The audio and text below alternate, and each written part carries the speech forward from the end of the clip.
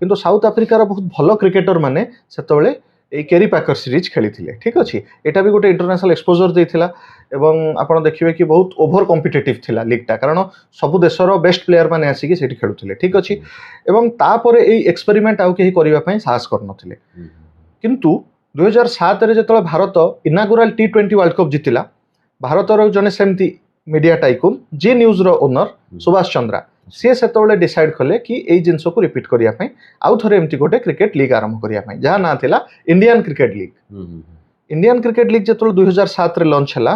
ताकू रोकिबा पई प्लेयर माने केमती से सीरीज को जिबेनी बीसीसीआई लॉन्च कला इंडियन प्रीमियर लीग आईपीएल जोटा आज हमें देखुचे 2008 रे आईपीएल लॉन्च हेतिला से समय रे जते टीम अछंती तांकर ओवरऑल वैल्यू थिला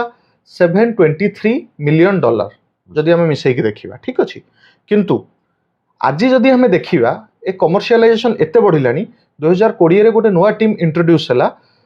लखनऊ सुपर जायंट ठीक अछि तार भी केते फैन थिबे जे लखनऊ सुपर जायंट रो फैन थिबे कमेंट सेक्शन रे लिखिबे ठीक अछि तो से टीम हमें देखिबा केवल से गोटे टीम $830 मिलियन